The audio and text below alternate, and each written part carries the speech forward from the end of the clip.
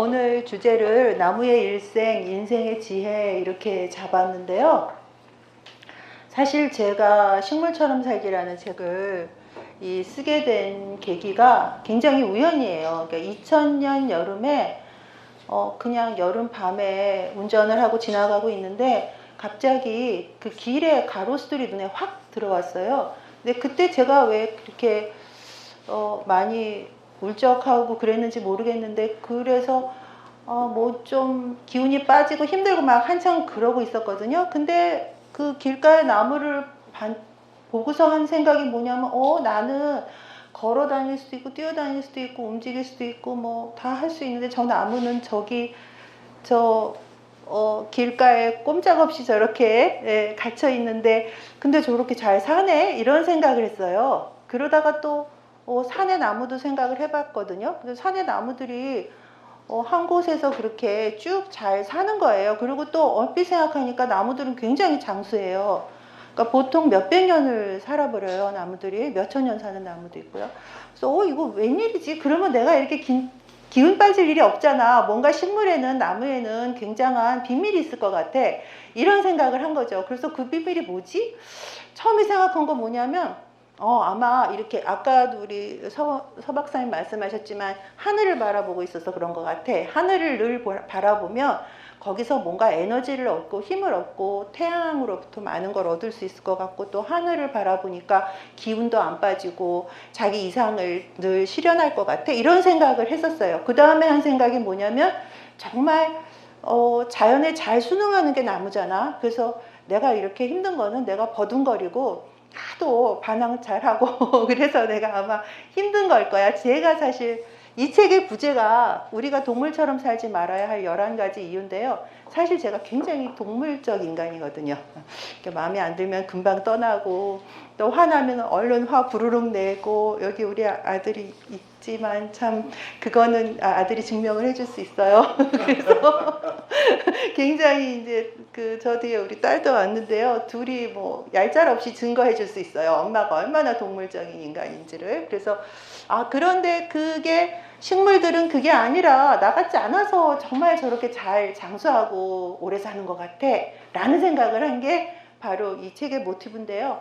그리고 17년이 지났어요. 책이 나오기까지. 이런저런 일이 있었고요.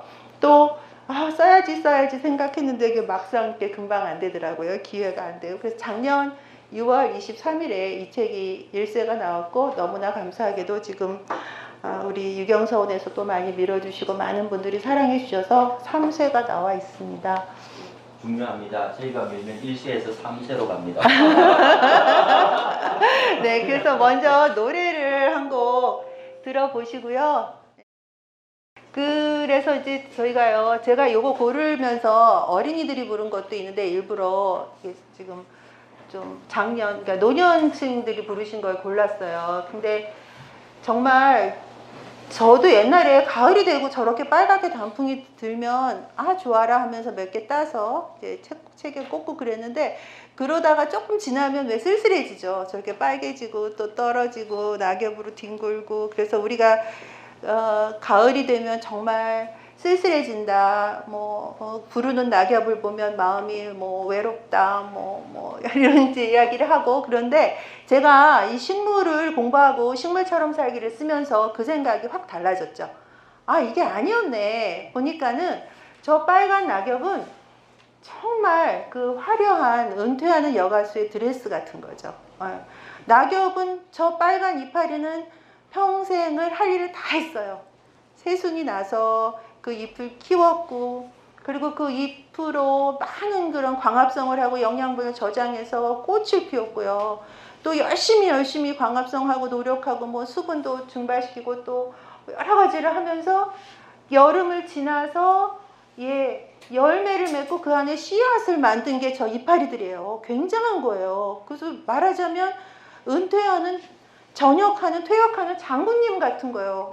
남자분들을 치면은. 그리고 우리 아버지들, 평생을 자식들을 키우시고, 그 여러 가지 어려운 그런 그 조건에서 정말 먹여 살리고 키우고 한 그런 아버지들, 또 어머니들, 할머니들, 할아버지들, 그런 모습이 바로 저 낙엽 단풍입니다. 그 때문에 저걸 보면은 여러분들 저는 이제 공부한 다음에 와 저거 진짜 뿌듯하구나 이런 거구나 바로 낙엽이 단풍이 이런 생각했거든요. 그러다가 겨울이 되면요 저렇게 나무는 눈 속에 들어가요. 앙상한 가지 물론 이제 상록수도 있긴 하지만 저렇게 되는데 저 이파리를 떨구지 않으면요 이파리 수분을 머금기 때문에 그게 나무에 영향을 줘서 나무가요 얼어 죽어요. 그렇기 때문에 다 떨어져야 돼요. 떨어져 줘야 돼요. 그런데 겨울나무는 휘파람을 불고 있다고 했는데 알고 보면 겨울나무는 그 다음 봄에 내가 뭘 할까라는 거를 고민을 하고 있어요.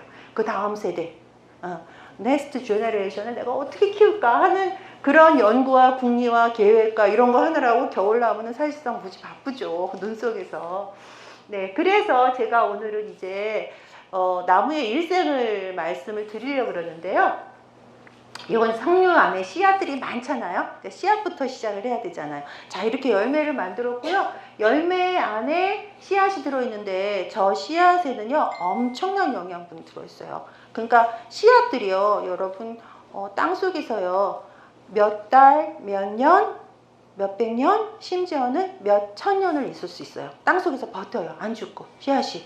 예, 그만큼 그 엄마 나무가 씨앗한테 그 영양분을 많이 줘서 생물학자들은 뭐라 그러냐면 저 씨앗을 엄마가 싸준 도시락이라고 그래요. 근데 도시락이 엄청나게 많은 것들을 갖고 있기 때문에 그래서 이 씨앗들은요 그리고 그 씨앗은요 바깥쪽에 화학물질로 코팅이 돼 있어요. 보호를 하려고. 그래서 씨앗은 가급적 좀 조심하셔야 돼요. 약간 독성이 있을 수 있어요. 씨앗 근처에도요. 근데 이 씨앗들이요 이렇게 잠자는 숲속의 공주처럼 잠을 자요. 이거를 생물학자들은 종자 휴면이라 그래요. 훌훌 잠을 자요. 왜 잠을 자냐면요 아무 때나 땅 밖으로 나오면 안 되거든요. 날씨 좀 따뜻해졌네. 그리고 땅 밖으로 슉 나왔는데 뭐야 갑자기 추워졌잖아요. 그럼 싹 났다가 싹이 다 얼어 죽겠죠. 예. 그러니까 조건이 맞을 때를 기다려야 되는데요. 그 조건이 다 달라요. 씨앗마다. 그래서 이제 그 종자 휴면을 아까 몇천 년씩 하는 씨앗도 있다고 말씀드렸잖아요. 그래서 요 잠자는 숲속의 공주는 왕자님이 와야 잠이 깨지만 씨앗은 어떠냐면요. 자기 조건이 맞아야 잠을 깨요. 근데 얘는요 서양에서 그 유명한 대추야자 열매예요. 근데 이 대추야자를 제가 왜 갖고 왔냐면요. 이 대추야자 씨앗이 유대인들의 요새인 마사다라는 곳에서 AD 72년경에 이 씨앗이 발견이 됐거든요. 근데 그 씨앗을 한번 심어봤어요. 식물학자들이. 이게 혹시 나을까? 근데 얘가요. 싹이 나고 열매를 맺은 거예요. 그래서 깜짝 놀랐죠. 그 씨앗은 2000년 이상 땅속에 있었어요. 그만큼 씨앗의 생명력은 엄청난 거죠.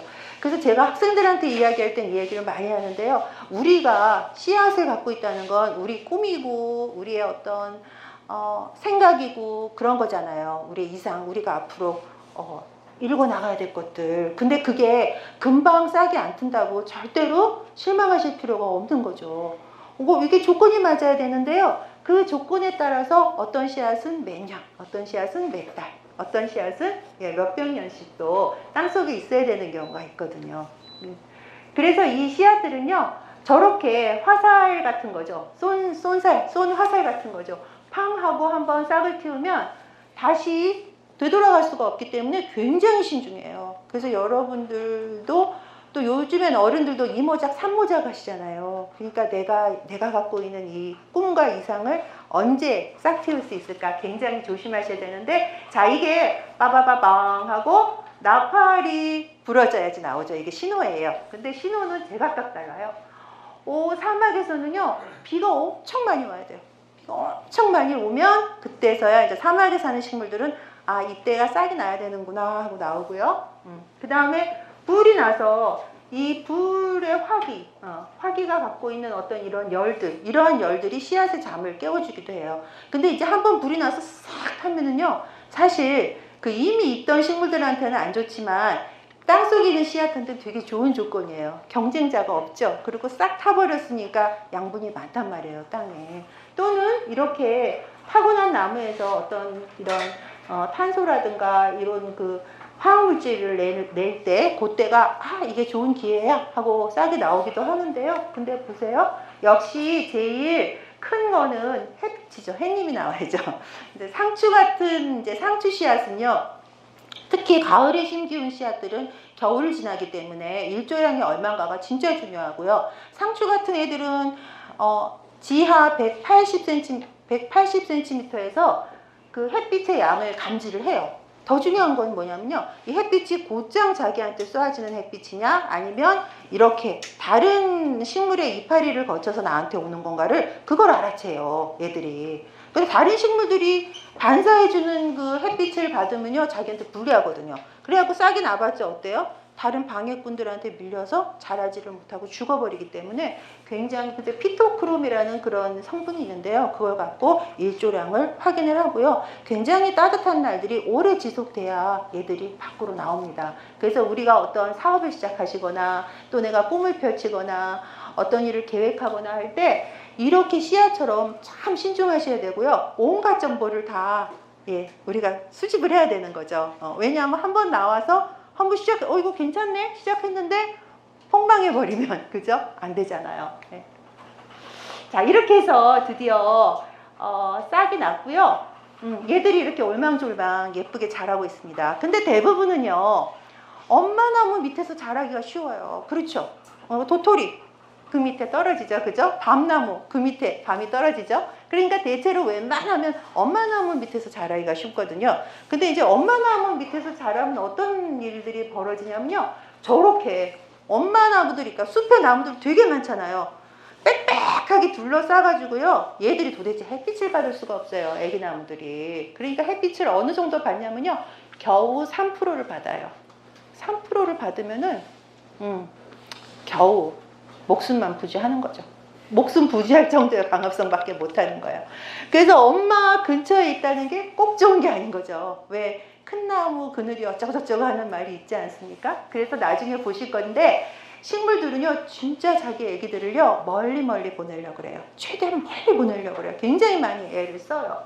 그런데 보세요. 이렇게 자라면요 대신 이득도 있어요. 어떤 이득이 있냐면 굉장히 천천히 자라니까요. 이 그 조직이 질기고 탄성이 있고요. 그 다음에 이파리는 써서 먹을 수가 없어요. 그래서 초식동물이나 애벌레 같은 애들이 와서 이거 좀 먹어봐야지 먹다가 살살 자란 이런 싹들은 안 먹어요. 뱉어버려요. 가버려요. 그리고 조직이 탄탄하기 때문에 굉장히 건강하게 자라는 거예요. 옹골차게 자라는 거예요.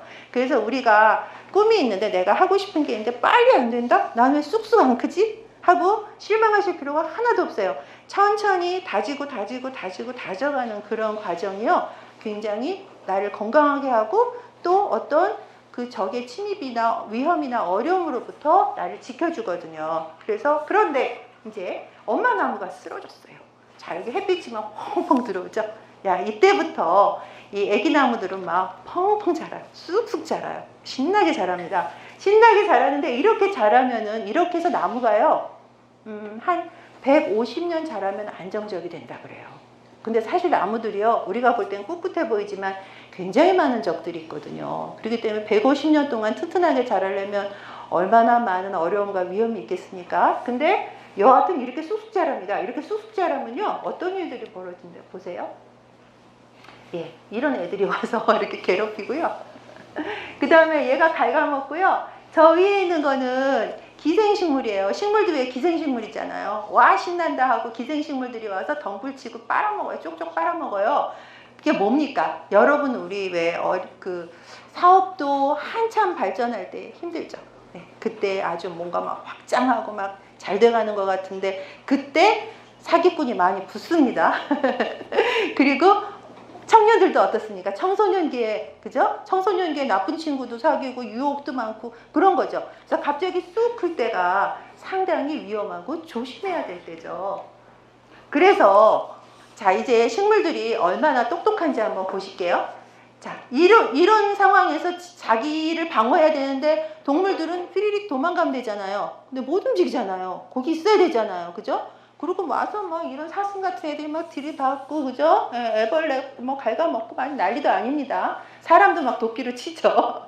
그래서 이런 상황에서 자기를 지키는데 어떻게 지키냐면요. 아프리카의 어떤 농장에서 영양을 치는 농장이 있었어요. 영양을 사육하는 농장. 근데 어느 날 영양들이 집단으로 죽었어요. 몇십 마리가. 이건 무슨 일이지? 이상한 일이에요. 아무런 저기가 없는데요.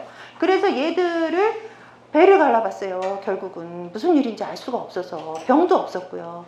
배를 갈라봤더니요. 여기서 그 식물 이파리들이 다 나온 거예요. 배 안에. 근데 소화가 하나도 안 돼 있었어요. 그래서 이거 어떻게 된 거죠? 하고 식물학자한테 보였더니요. 식물학자가 보더니 이거는 그거 아주 평범한 이파리인데요. 이렇게 얘기를 하는 거예요. 근데 어떤 비밀이 있었냐면요. 이 이파리들은 보통 한 18%까지 먹힐 때까지는 참아요. 애벌레가 먹던 초식동물이 왜 그러냐면은 식물들은요. 다른 생물들하고 같이 협동하지 않으면 살 수가 없어요. 뭘 해줘야 되냐면 그 짝짓기, 그죠? 수분을 해줘야 되잖아요. 곤충들이 수분 시켜줘야 되잖아요. 근데 애벌레가 갉아먹는다고 다 죽여보세요. 독을 발사해서 다 죽이면 안 되잖아요. 또 좀 큰, 이제 덩치 큰 동물들은 뭘 해줘야 돼요? 성인식이라는 거죠. 씨앗을 멀리 보내줘야 되거든요. 다 도움을 받아야 되기 때문에 한 18% 참아요. 또는 뭐 한 2시간 정도 갈켜요. 근데 그렇게 갈키다가 이제 도가 지나가면은 독수치를 이렇게 올려요. 식물이 왜 화학물질을 만들지 않습니까? 그죠? 그래서 우리가 왜 한의학이라는 거, 한약재료라는 거 다 식물이죠.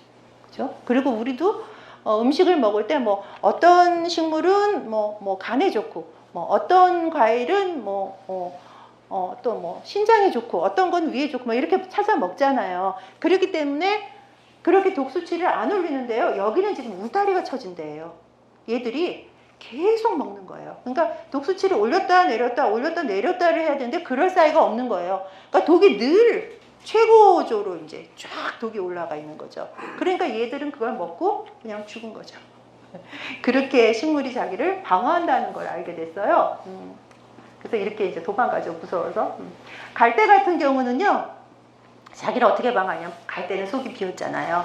그래서 여자의 마음은 갈대라 그러는데 갈대는 사실 경영의 대가예요. 속이 비지 않으면 꺾여요. 꺾여 죽어요. 휘청휘청한 애들이. 그래서 속을 비워갖고 이렇게 흐느적 하면서 살아남는 거예요. 그리고 이 안을 꽉 채우면요. 비용이 많이 들어가요. 그걸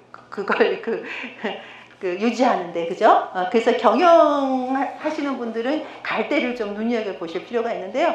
근데 이 갈대한테는요, 칠성, 밤나방, 애벌레라는 놈들이 살아요. 여기 한번 걔들이 들어가면요, 갈대를 그냥 싸그리 다 죽여버려요. 그래서 이 갈대가 어떤 식으로 그 전략을 쓰냐면요, 이 애벌레들이 오면은요, 한동안은 참아줘요. 이러다가 우리는 진짜 멸종하겠다 싶으면 어떻게 하냐면요, 이 줄기의 두께, 집 크기를 줄여요.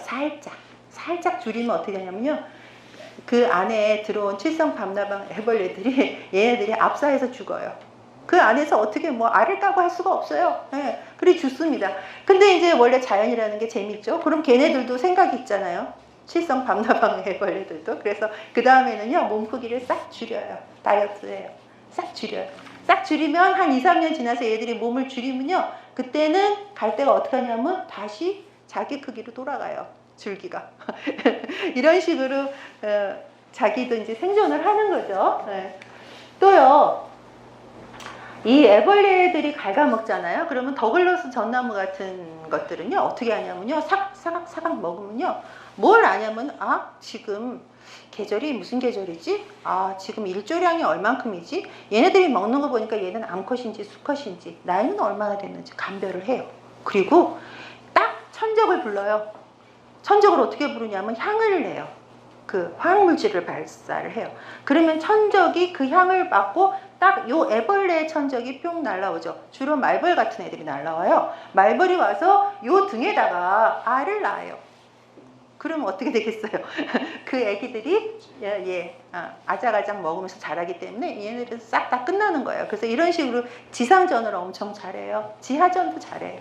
그래서 이제 여러분들이 내가 지금 무슨 일을 할 때 나를 괴롭히는 것들이 있다. 내가 뭐 경영을 하고 뭘 하는데 나를 힘들게 하는 것들이 있다. 내가 방어할 수 있어요. 식물들도 가시 같은 거 있잖아요. 그죠? 장미가시.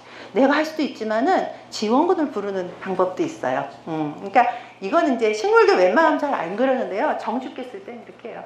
자, 이거는요, 지원군을 부르면 그동안에 힘들죠. 지원군이 올 동안에 내가 피해가 막심하잖아요. 그래서 아예 주둔군을 두는 식물이 있어요. 저기 그 아메리카나, 주로 아메리카에 사는, 요거는 아카시아인데요. 이 아카시아가 속이 비어 있어요. 근데 그 속에다가요, 굉장히 좋은 그런 그 호텔급의 장치를 해놔요. 그래서 누구를 부르냐면요, 개미를 불러요. 그 곤충의 세계, 생물의 세계에서는요, 개미는 되게 무서워요. 개미가 보통 것들이 아니에요. 그래서 이 개미 이름은 사탄개미라는 건데요. 사탄개미를 불러서 이제 여왕개미가 사사삭 와서 여기다가 이 안에서 살아요. 그러면은 이 아카시아가 뭐 먹을 것도 주고 집도 주고 물도 주고 다 제공해요. 다. 그 여기 주둔에 사는데 주둔에 살면서 대신 얘들은 자기 밥값을 하죠. 네, 그래서 딱 여기 살면서 만약에 아카시아한테 누가 이렇게 잎을 이렇게 들이우는 식물이 있다. 단체로 가서 싹 갉아먹어요. 네, 어떤 초식동물이 공격한다. 네, 달겨들어갖고 쫓아내요. 심지어 사람도 공격합니다. 개미가 굉장히 무서운 거거든요. 이런 식으로 주둔군을 두기도 합니다. 네, 그래서 여러분들이 무슨 일을 하시거나, 뭐 경영을 하시거나, 또 뭐 하여튼 무슨 일을 도모하실 때, 우리도 살아야 되니까, 뭐 꼭 죽이자는 건 아니고, 그죠? 뭔가 이렇게 식물한테서 배울 게 있죠? 그래서 식물이 이렇게 전쟁을 치릅니다. 전쟁 안 치르면 식물이 어떻게 살아남겠어요, 그죠? 다 옛날에 다 멸종됐죠. 이 전쟁을 치르는데 중요한 건 뭐냐면, 미사일을 만들긴 하는데, 만들어서 바로 쏘는 게 아니에요. 2단계 전략을 씁니다. 그래서 처음에는 화학물질을 만들어요. 그래서 조금 갉아먹히고 뭐 18% 이상, 2시간 이상 이렇게 하면요, 일단 향을 싹 피워요. 그러면 어떻게 되냐면요, 그 옆에 식물들이 또 알아요. 오, 지금 애벌레가 왔다는 거구나. 그래서 살짝 피울 때 옆에 식물들이 자기네들도 얼른 그 화학물질을 만들어 놓습니다. 근데 너무나 오래 한다. 너무나 내가 이 정도면 내가 살 수가 없다 싶을 때는 독을 발사하죠. 근데 그 독 발사가 쫓아내거나 또는 지원군을 부르거나 하는 수준 정도가 아니고요. 어느 정도까지 하냐면요. 그 카바나닌이라는 그런 이제 성분이 있는데요. 그 성분은 아미노산의 일종이에요. 근데 그 아미노산이 식물 곤충의 뱃속에 들어가면요, 단백질 합성하는데 그 이상을 가져와요. 이상하게 돼버려요. 그래서 얘네들이 죽어요. 그래서 그런 식으로 죽이기도 하고요. 그러니까 화학전을 하는 거죠. 그런 식으로 죽이기도 하고, 또 어떤 식물들은 아예요, 생식을 못하게 하는 그런 성분을 만들어서 먹여요. 그러면 얘들이 아예 씨가 말라요. 네, 그 정도로 식물 대단. 그래서 제가 이 책을 쓰면서 나중에 식물병법도 한번 써야지 이런 생각을 했어요. 자, 드디어 꽃을 피웠습니다. 사람들 참 꽃 좋아하죠. 저희도 여기도 지금 예쁜 꽃이 있는데, 근데 사실은 이 꽃은 식물들이 우리 좋으라고 피운 건 아니죠. 근데 물론 사람들도 꽃이 있기 때문에 식물을 애지중지 잘 가꾸긴 해요. 그러니까 사람들도 많이 활용하는 거죠, 식물이. 그런데 이 꽃들이 피었는데, 이 꽃들은 왜 피었을까요? 왜 필까요, 꽃이? 씨앗 만들려고 핀 거죠. 씨앗 만들려고. 그래서 이렇게 지금 나비가 와 있잖아요. 이건 이제 제가 혼인잔치라고 말을 했는데요. 특히 봄에 피는 꽃이 많으니까. 봄에 식물이 꽃을 피우면 아주 그냥 뭐 온 지구가 그 혼인잔치로 난리법석이 나는 거죠. 왜냐하면 꽃만 피우는 게 아니라 그 꽃 속에다가 진짜 좋은 것 많이 만들어 놓잖아요. 꿀, 넥타, 무슨 단백질, 여러 가지를 만들어 놓기 때문에, 그래서 나 혼인시켜줘, 나 결혼시켜줘 라고 말은 하지만 절대로 무임승차 안 하는 게 식물입니다. 제가 식물 공부하면서 깜짝 놀란 게요, 식물은 절대로 이용 안 해 먹어요. 그러니까 누가 나한테 뭘 해주면 꼭 보답을 합니다. 그렇지 않으면은 식물이 어떻게 살아남겠어요. 자, 여기 지금 개미도 있는데요. 개미도 식물을요, 수분을 시켜주고요. 벌 같은 경우에는요, 그 노란색이나 파란색 그 꽃들이 벌을 위한 꽃들이에요. 거기 이제 벌을 위한 꽃들은요, 가운데 왜 이렇게 무늬가 있는 꽃들 있죠. 그건 거의 벌들을 위한 꽃들이에요. 그러니까 꿀 안내선을 해준 거예요. 거기 따라가면 여기 꿀이 있어요 라고 얘기해 주고요. 나비는 향기를 맡기 때문에요, 향기가 좋아요. 향기가 좋은 꽃을 피우고, 또 나비는 대롱이 있기 때문에 굉장히 깊숙이 만들어 놓습니다. 중요한 건 뭐냐면은 그리고 뿐만이 아니라요, 쥐들도 수분을 시켜줘요. 그러니까 쥐를 위한 꽃들은요, 평평하고 낮게 피고요, 이렇게 수평으로 쫙 펴요. 쥐가 이파리에서 이파리로 옮겨 다닐 수 있게요. 박쥐도요. 박쥐도 수분을 시켜줘요. 굉장히 많은 종들이 수분을 시켜줘요. 사람도 수분 시켜주죠. 경작하는 분들은. 그래서 여기서 제가 놀란 건 딴 게 아니라요. 이게 그 자기를 수분시켜주는 그런 곤충이나 동물이랑 그 꽃이랑은 궁합이 딱 맞아요. 옛날에 이제 그 유명한 진화론자 다윈이 마다가스카르에서 굉장히 연구를 많이 했잖아요. 거기서 어떤 꽃은요, 이 꽃에 꿀이 있는 데까지 대롱이요 28cm인 거예요. 28cm 엄청나죠? 거의 30cm 잘 하나만한 거예요. 그러면 이 꽃은 누가 수분시켜주지? 분명히 이 꽃을 수분시켜주는 그런 수분 매개자, 중매쟁이가 있을 거야 라고 궁금했는데 다윈은 그거를 알지 못한 채 죽었어요. 20년 후에 생물학자들이 연구를 했더니요, 28cm의 긴 대롱? 긴 대롱을 가진 메나방이라는 나방이 있는데요. 그 나방이 28cm더래요. 그래서 그러면은 얘가 바로 마다가스카르에 있는 그 꽃의 짝꿍이구나. 짝꿍이 딱딱 맞아요. 그래서 밤에 수분을 해야 되는 꽃들은요, 그러니까 밤에 다니는 곤충들이 수분을 시켜줘야 하는 꽃들은요, 낮에는 얌전히 있다가요, 밤이 되면 꽃을 확 피우고 달맞이꽃 같은 거 있잖아요. 그때 이제 향기를 막 발산해요. 그러니까 우리가요, 이게 딱딱 타이밍이 있는 거예요. 그리고 자기 짝이 있는 거잖아요. 이게 뭐 인간관계, 뭐 친구가 됐던, 연인이 됐던, 부부가 됐던, 아니면 뭐 사업 파트너가 됐던 자기 짝이 있잖아요. 그 짝들을 식물은 기가 막히게 찾아요. 그리고 또 그 짝들한테 그냥 뭐 해주면 안 돼? 이런 말 안 하는 거죠. 다 보답을 철저하게 합니다. 그래서 이렇게 특히 이제 새들 같은 경우는 벌새는요, 이 꽃을 수분을 시켜주려고 몸 크기를 조그맣게 줄였어요. 제일 작은 새잖아요. 그리고 한 곳에서 이렇게 고정된 채로 파라락 나는 그런 기술까지 익혔죠. 그러니까 서로 이걸 우리가 뭐라 그러면 공진화라 그래요.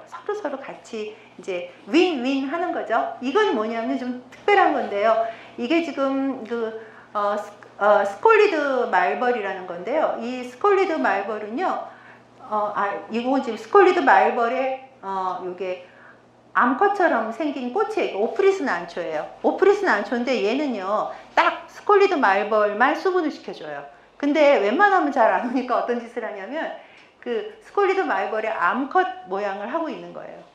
그래서 딱 보면은, 그래서 말벌이 수컷이 와서 여기 와서 막 교미하고 난리를 쳐요. 그러면서 수분을 시켜주는 거죠. 대신 또 오프리스 난초는요, 이 말벌이 그 짝짓기 할 때 필요한 성분들을 준대요.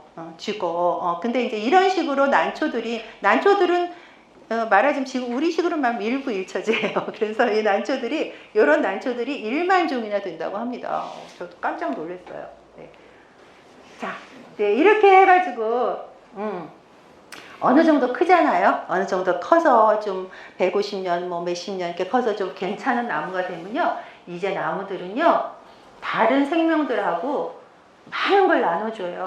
이렇게 버섯 자라잖아요. 버섯. 그죠? 네. 그 다음에 또 나뭇가지에는 저렇게 뭐 뱀도 따리를 들고 있을 수 있지만 또 곤충들이 거기 매달려서 탈피를 하죠. 탈피를 하고, 또 나뭇가지에 뭐 청설모 같은 애들도 놀러 오고, 다람쥐도 오고, 그죠? 그리고 많은 그래서 도대체 나무에는 얼마나 많은 생물들이 깃들어 사는 거야? 궁금하네. 그리고 어떤 생물학자가 좀 나쁜 짓을 했어요. 엄청 오래된 고목에다가 살충제를 팍 뿌렸죠. 나쁜 짓 했죠. 네. 그리고 주르륵 떨어졌죠. 많은 생물체들이. 조사를 해봤더니요, 257종의, 제가 이거 한참 외웠어요. 157종. 죄송합니다.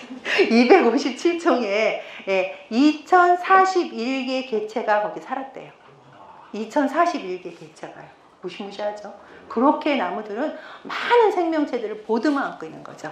그래서 우리도 이제 아까 이제 우리 서 원장님도 참 좋은 말씀 해주셨는데, 사람 나무와 같다. 그렇다면 정말 나는 원래 종자가 작은 나무일 수도 있고 큰 나무일 수도 있는데, 작은 나무든 큰 나무든 간에 내가 어느 정도 자라서 안정적이 되면 많은 생명체를 보듬어 줄 수 있는 거죠. 뭔가 그렇게 할 때 인간도 보람 있게 사는 거죠, 나무처럼. 그래서 이제 여기 이렇게, 여기는 뭐 아까 설명했으니까 넘어가겠습니다. 자, 그리고요, 이 식물이요, 변신의 규제예요. 변신은 기가 막히게 합니다. 그러니까 요것만도 한 챕터가 되어 있는데요. 여기서 두 개만 찾았어요. 저 아래에 있는 거는 자갈같이 생겼잖아요. 쟤는 식물이에요. 식물. 그러니까 북아프리카의 칼라하리 사막에 사는 식물인데요. 자갈처럼 생겨서 돌식물이라는 별명을 갖고 있어요. 이 북아프리카의 칼라하리 사막은 사막이니까요. 1년 내내 강수량이 20cm. 끔찍하죠.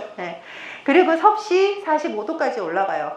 섭씨 45도야 뭐 우리도 지난 여름에 워낙 더웠기 때문에 별로 감흥이 없는데, 여하튼 근데 다 밖에 내놓고 살면 죽겠죠. 그래서 어떻게 하냐면요, 여기 지금 이파리를 2개만 위에다 올려놨어요.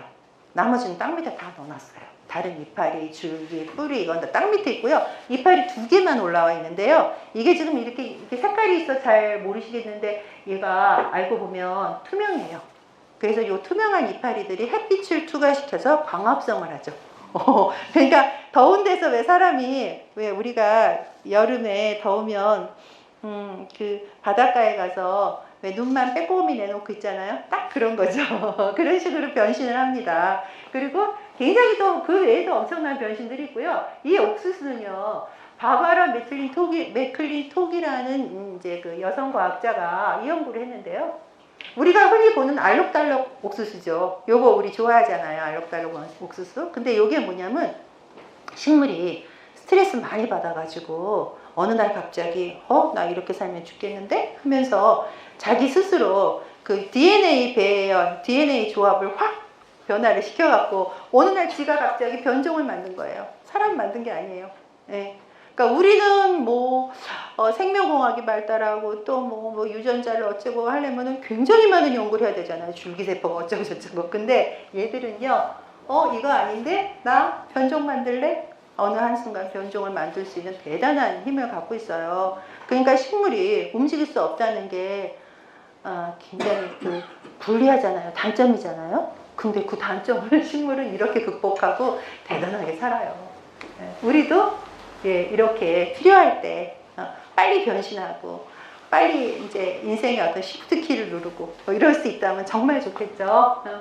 그래서 이제 식물이요, 자 이제 변신도 했고 또 다른 생명체도 보듬고, 자 자기네들끼리는 어떻게 사나 한번 볼까요? 커뮤니티를 한번 보실게요. 식물의 커뮤니티. 자, 식물도 인간이랑 비슷해요. 첫째는 가족이랑 친하게 잘 살아요. 그 다음에 우리가 누구랑 잘 삽니까? 가족이랑 잘 살고 친척, 그죠? 그 다음에 이웃이잖아요. 그 다음은. 그래서 이 친구들도요, 가족이랑 잘 살고, 일단은 가족이에요. 자, 여기 지금 아까 엄마나무, 아기나무 말씀드렸는데요. 이렇게 살면서 그 허브 트리들이 있는데, 허브 트리가 뭐냐면 이렇게 전체 네트워킹을 해주는 트리예요. 나무. 그래가지고 이제 이 나무가요, 엄마 나무들이 수백 그루가 같이 살거든요. 그 밑에 조그만한 애기 나무들이, 근데 아까 왜 3%밖에 광합성 못한다 그랬잖아요. 근데 그나마 어떻게 해주냐면 엄마 나무들이 이 땅 밑으로 그 탄소를 서로 나눠줘요, 애기들한테. 협동해서요. 탄소가 있어야 광합성 하거든요. 그러니까 땅 밑으로 쫙 해서 협동 양육을 합니다. 말하자면 옛날에 우리가 대가족 시절에 왜 같이 살잖아요. 엄마, 삼촌, 작은 아버지, 이렇게 그런 식이고요. 이거는 이제 어떤 거냐면요. 전나무하고 자작나무가 같이 살 경우에, 자작나무가 보니까 전나무가 이파리가 많이 떨어졌어요. 그래서, 광합성하기 힘드네. 그럼 어떻게 해주냐면요. 자작나무가 역시 땅 밑으로 전나무한테 탄소를 나눠줍니다. 반대 경우도 마찬가지. 그래서 이렇게 서로 협동해서 살아야지, 이렇게 하면 뭐가 유리하겠어요? 일단, 바람을 막아줘요. 이렇게 같이 살면. 똑같아요. 인간이나 동물이나 식물이나. 바람을 막아주고요. 또 하나는 뭐냐면 추위를 막아요. 근데 이러다가 여기 맥부루가 퍽 쓰러지잖아요. 그럼 숲에 구멍이 뚫리죠. 나머지 나무들도 위험해져요. 그렇기 때문에 우리도 항상 돕고 살아야 되는데 우리가 왜 돕고 살아야 되냐 이거 생각하시면 네, 식물은 벌써 옛날부터 이런 것들을 하고 살았죠. 이렇게 이제 네트워킹을 하고 서로 돕습니다. 요즘에 우리가 공유의 사회라고 해요. 사유가 아니라 공유. 그죠? 공유한다 해서 이제 에어비앤비나 뭐 우버 택시나 이런 거 아시잖아요. 그죠? 네. 이런 걸 인간은 이제서야 하고 있어요. 4차 산업혁명 시대에. 근데 식물은 정말 예, 몇 억만 년 전부터 이렇게 하고 사는 거죠. 그래서 제가 파보니까 식물이 어마어마한 거예요. 우리가 너무나 관심 없이 모르고 살았던 거죠. 배워야 할 것들이 하나둘이 아니죠. 자, 그래서 드디어 예, 열매를 맺었습니다. 와, 대단하죠. 이 열매 맺기까지 얼마나 고생했습니까? 이 열매는요, 네, 카카오 열매예요. 카카오 예쁘죠? 네. 자, 근데 이 열매를 맺기까지 한번 식물의 일생을 우리가 다시 한번 짚어보세요. 일단, 네. 씨앗을 먼 곳으로 보내서 싹을 틔워야 되는데 씨앗이 바람에 쓸려 나갈 수 있죠. 예, 그죠? 기껏 고생해서 키우는데 애기들이. 그 다음에 요렇게 홀라당 먹어버릴 수 있어요. 그냥 먹어버렸어 얘가. 그래 먹어가지고 뱃속에서 소화 다 됐어요. 보통 뱃속에서 소화 잘 안 됩니다. 그래서 이제 보통 동물의 그 장기를 거쳐서 배설물 똥으로 나오잖아요. 그러면은 상당히 싹 틔우기 좋은 상태가 돼버려요. 근데 이제 먹혀버릴 수도 있어요. 뿐만이 아니죠. 아주 그냥 나쁜 땅에 심겨져 갖고 아이고 싹도 못 나는 경우가 있어요. 기껏 싹을 냈는데 그 다음에 어떤 위험이 있어요? 초식동물이나 곤충이 먹어버렸어요. 그죠? 먹어버려. 그 다음에 열매를 만들었는데요. 열매 만드는 과정에서 가지가 꺾이거나 불에 타거나 뭐 여러 가지 또 어려움이 있죠. 그 다음에 이거는 기껏 다 했는데 낙과가 됐잖아요. 가지가 지금. 이런 엄청난 어려움들이 있어요. 그래서 우리가 일생을 살 때, 우리가 어떤 꿈을 이룰 때, 어떤 사업을 할 때, 뜻한 바 목적한 바가 있을 때, 우리 식물처럼 우리도 굉장히 많은 시련을 겪고 삽니다. 근데 식물이 어떻게 이거를 견뎌냅니까? 식물 그냥 묵묵히 살아요. 묵묵히. 근데 인간은 뭐야 우리 애기가 뭐 갑자기 몹쓸병에 걸렸어. 너무나 아프죠. 가슴 아프죠. 예. 가슴 아파서 예, 같이 죽는 부모님들도 계시죠. 그럴 수도 있죠. 이해하죠. 근데 식물을 생각해 보면 식물은 그냥 묵묵히 인내하고 무심하게 살아요. 그래서 제가 이게 무심하게 사는 게 예, 정말 행복하게 장수할 수 있고 건강할 수 있는 비결이구나. 자, 여하튼 드디어 네, 열매를 만들고 씨앗을 만들었습니다. 자, 씨앗 배달부 굉장히 다양합니다. 근데 씨앗은요, 곤충이 못 해주죠. 왜요? 무거워요. 씨앗이. 그 안에 도시락이 있기 때문에 씨앗들은 거의 다 무겁습니다. 무거워서 보통 조류들이 많이 해주고요. 조류는 왜 인기일까요? 우리 베리가 붙는 것들 있잖아요. 뭐 블루베리, 스트로베리, 하여튼 베리가 붙는 것들은 조류가 있습니다. 조류가 왜 인기고 좋을까요? 씨앗 배달부로? 멀리 갈 수 있어요. 멀리 갈 수 있어요. 멀리 보내야 된다 그랬잖아요. 한 곳에 같은 종들이 있잖아요. 식물들이 나무나 그러면은 어떤 특정 해충, 특정 전염병, 특정 세균 몰살됩니다. 그래서 멀리 보냅니다. 자, 새들 또 무슨 뭐 포유류들, 그 다음에 저기 개구리, 그죠? 파충류들, 뭐 원숭이, 또 뭐 역시 박쥐, 심지어 개미도 이 씨앗들을 배달해 줍니다. 굉장히 다양한 방법으로요. 특히 여러분 아시다시피 저 다람쥐는 어때요? 예, 지가 도토리를 묻어놓고 잊어버리면 이제 거기서 나오는 거죠. 참나무가. 특히 새들은요, 비행기 1등석이에요. 씨앗들한테는. 정말 좋아요. 멀리 보내주거든요. 그리고 새들의 뱃속을 통과하면요, 나중에 쌀을 트기가 되게 좋대요. 그래서 그래. 자, 그런데 나는 나 혼자 잘할 수 있어 하는 식물들이 있어요.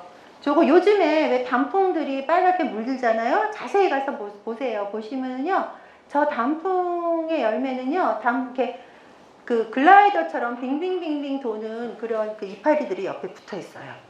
그래서 바람이 불면 얘가 슝 하고 날아가서 빙빙빙빙 날아갑니다. 그리고 요거는 삼색 제비꽃인데요. 얘들은요, 씨앗을요, 얘도 이렇게 흔히 보는 꽃이죠. 씨앗을요, 탁 하고 터뜨려서 평 하고 발사해요. 멀리 내보내요. 나름. 그 다음에 저 민들레는 진짜 유명하죠. 이렇게 자기 힘으로도 합니다. 그러니까 바람의 도움도 받고 물의 도움도 받고 그 다음에 씨앗 배달부들의 도움도 받는데요. 이 물의 도움을 받는 경우는요. 코코넛 같은 애들은 안에 뜰 수 있는 그런 그 성분이 있어요. 그렇기 때문에 이렇게 물에 동동동동 떠서 가는데요. 물에 뜨면은 굉장히 멀리 갔겠죠. 다른 대륙으로까지 가는 거죠. 코코넛이. 그래서 이 코코넛 같은 애들은 원산지가 어디지? 몰라요. 워낙 물에 떠다녀서 생물학자들도 얘네들이 고향이 어딘지를 모릅니다. 예. 그래서 이 식물들은요, 여하튼 인간의 도움을 받지 않고 자기 힘으로 최대 2,400km까지 이동할 수 있습니다. 그래서 식물들은요, 이렇게 멀리 가는데요. 저는 인간이 우주를 탐험하고 그 다음에 생명의 신비를 파헤치고 하는 이런 모든 것들이 식물을 닮았다는 생각을 했어요. 그래서 처음에 이제 항해를 하면서 지구가 평평하다고 생각했는데 항해를 하면서 지구가 둥글다는 걸 알게 되고 신대륙을 발견했잖아요. 근데 그때 목숨을 걸고 한 거죠. 식물처럼. 근데 그것도 모자라서 나중에는 저렇게 달나라로 가지 않습니까? 이런 모든 것들은 식물을 닮은 게 아닌가 저는 이런 생각을 했습니다. 조금 빨리 하겠습니다. 그 다음에 그래서 식물은요 지구 전역에 다 있어요. 물속에도 식물들이 많이 살죠, 여러분. 물속에. 제가 이제 좀 이따가 수생식물을 좀 공부하고 싶은데요. 물속에 사는 식물들은 더 어마어마하대요. 그래서 지들이 광합성을 못하면요. 광합성하는 식물을 잡아먹고 그 식물로 하여금 광합성을 하게 시킨다고 합니다. 물속이라는 데가 땅보다 더 무섭죠. 생존 조건이. 땅은 그래도 거기 터받고 살면 대충 여기 기후가 어떻고 이 땅 성분이 어떻고 여기 오는 해충이 대충 어떤 애고 알잖아요. 물은 막 돌아다니잖아요. 그래서 이 물속에 사는 식물들은 어마무시하다고 합니다. 여하튼 식물은 자기 자식들을 글로벌하게 키우고요. 지구 전역을 다 갖고 있어요. 무시무시한 거죠. 그 생명력이. 한번 눈길을 돌려보세요. 어디 식물 없는 데가 있나. 보도블록 사이에서도 막 풀이 자라죠. 거기서 꽃도 피어요. 그래서 우리도 식물한테 이런 엄청난 생명력을 배워야 되는데 그러면서 제가 식물은 그럼 동물이랑 뭐가 다르지? 하고 생각했더니 동물들은 귀소 본능이라는 게 있습니다. 연어는 지가 태어난 대로 다시 돌아가서 알을 낳고 죽어요. 철새들도 똑같이 자기 조상들이 갔던 곳으로 갑니다. 똑같이 돕니다. 근데 식물은 어디로 튈지 모릅니다. 어디로 튈지 모르기 때문에 식물이 어마어마한 생명력을 가진 거죠. 그래서 우리 특히 젊은 분들 어디로 튈지 모르셔야 됩니다. 어디로 갈지 모르고 뭘 할지 모르고 부모님이 예측 불가능하게 그렇게 넘어가겠습니다. 그래서 이제 겨울이 지금 됐고 아드님이 듣고 있는데 막 가라 그러세요? 네, 이렇게 안 간대요. 가라 그러는데 잘 안 가더라고. 왜 그래 안 가는지 모르겠어요. 그래서 이제 겨울이 되었습니다. 그죠? 식물들은 이제 다시 다음 세대를 기약을 합니다. 이렇게 살기 때문에 식물들은 정말 장수합니다. 자, 지구상에서 제일 오래 장수하는 나무가 몇 살인지 혹시 아세요? 한번 상상해 보세요. 몇 살일까요? 몇 살쯤 자랐을까요? 4천? 1억 살. 1억 5천? 1억까지는 아니고요. 5천. 영문사. 맞아요. 거의 5천 년인데요. 네, 얘는요 브리슬콘 소나무인데요. 미국에 사는 애인데요. 얘가 이름이 무드셀라야. 워낙 오래 살아서. 2016년에 미국에서 자랑스럽게 발표했는데 어디 있다는 말은 안 했어요. 위험하기 때문에. 근데 2016년에 4,847살이었어요. 4,847세. 그럼 올해 4,849세니까 그죠? 거의 5,000년 산 거죠. 근데 이런 나무들은요.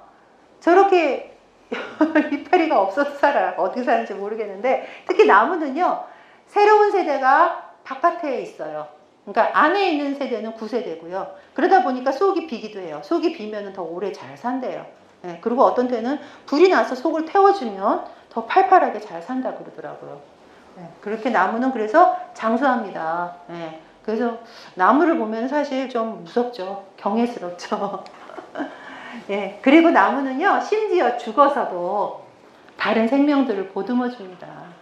이 죽어 있는 나무, 그 둥지, 이런 가지 이런 데에 무슨 장수하늘소라든가 또 무슨 이끼라든가 버섯이라든가 이런 애들이 막 자라고요.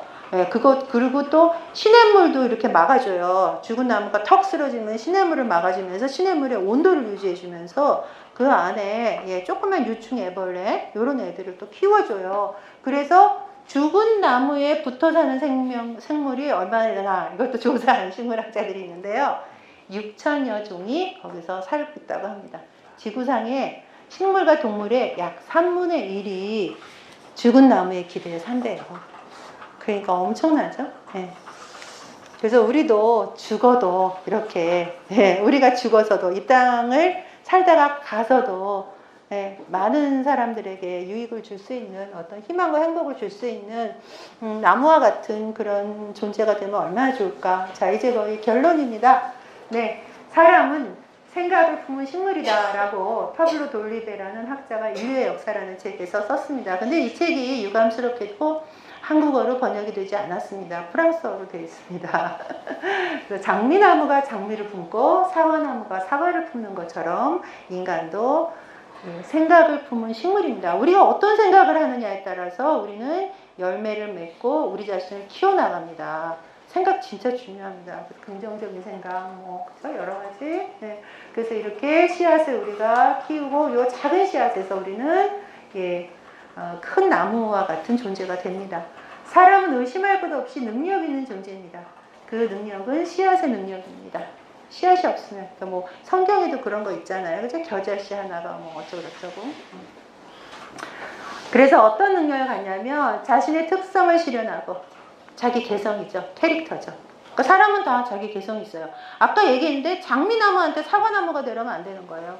복숭아나무한테 포도나무 되라 그러면 안 되는 겁니다. 부모님도 그렇게 말씀하지 마십시오. 자녀들은 자기 씨앗이 각자 있습니다.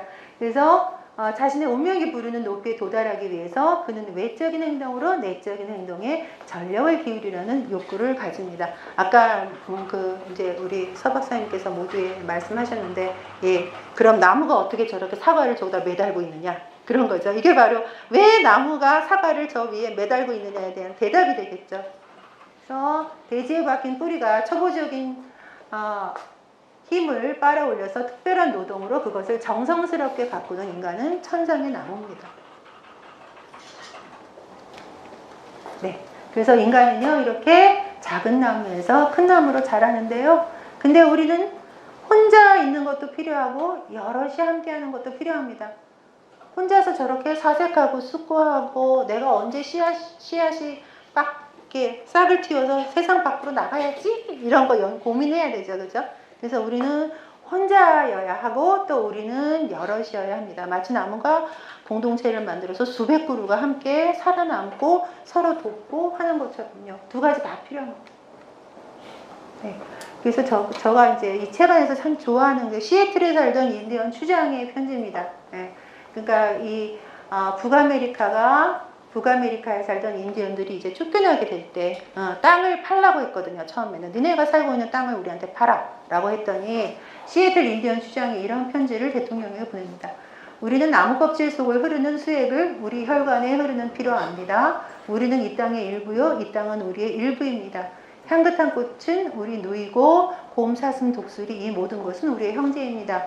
험한 산봉우리, 수액, 망아지 채운 사람 이 모두가 형제입니다. 지금 이야기하는 무슨 가이아 이런 어떤 생태적인 이런 이야기를 이미 이 사람들이 하고 있죠. 사실 조상님들 산소에 가보세요. 산소에 가보시면 거기서 막 벌레가 기어다니고 잡초가 막 이렇게 크잖아요. 그래서 그거 보면 느낌이 이상해요. 걔들이 다 어떤 양분을 가지고 그렇게 컸을까, 살고 있을까. 그러니까 우리는 결국 이 생태계에서 하나죠. 그래서 옛날에 인디언들은 물소 사냥을 할 때 물소 머리를 가죽으로 쓰고서 자기네들이 물소인 척하면서 물소 사냥을 했습니다. 그래서 그것은 어떻게 보면은 그들에 대한 어떤 미안함, 고마움, 어떤 동료의식 이런 거고 이런 것들이 과거에 토테미즘으로 나왔던 것들이죠. 근데 지금 우리는 별로 동물을 고마워하면서 먹진 않죠. 네, 계속됩니다. 곰, 사슴, 독수리 이 모든 것은 우리의 형제입니다. 험한 산봉우리, 수액, 망아지 채운 사람이 모두가 형제다. 다음. 그래서 우리가 이렇게 작은 싹을 틔우는 것에서부터 시작해서 큰 나무가 만들어지기까지 나무의 일생을 봤습니다. 이 책에는 식물처럼 살기 11계명이 나오는데 저는 머리가 복잡하거나 너무 결정해야 될 게 있거나 울적하거나 슬프거나 할 때 이 식물처럼 살기 11계명을 펼쳐봅니다. 펼쳐보고 나는 이 중에 어떤 계명을 지금 적용해야 되지? 하면 거의 뭐가 나옵니다. 제가 일일이 읽지는 않겠습니다. 네, 일단은 1계명은 참 중요한 것 같아요. 길가의 풀들에게 시선 주고 귀 기울이기. 우리는 길가의 풀을 그냥 밟고 살았잖아요. 근데 길가의 풀한테 한번 어느 날 말을 걸어보세요. 너 지내는 거 어때? 살만해? 외롭지 않아? 힘들지 않아? 아까 누가 너 밟고 갔지? 이렇게 한번 말을 시켜보세요. 뭐라고 말할 거예요, 그죠? 네, 여기 지금 7계명부터 11계명까지 있습니다. 제가 그냥 식물의 일생을 했기 때문에 거의 11계명이 거의 다 들어 있습니다. 조금씩요. 여기 뭐 이제 하늘을 존경하고 땅에 굳건히 터잡거나 찰나와 영혼을 살기는 조금 좀 철학적인 내용이 있긴 하지만요. 거의 오늘 다 들어 있습니다. 그래서 이제 마지막에 노래를 한 곡 들으시고 이 노래에 사람이 나오는데 사람을 나무로 한번 바꿔서 불러보세요. 노래에 사람이 나옵니다. 여러분이 좋아하시는 식물을 넣으셔도 됩니다. 장미도 좋고 소나무도 좋고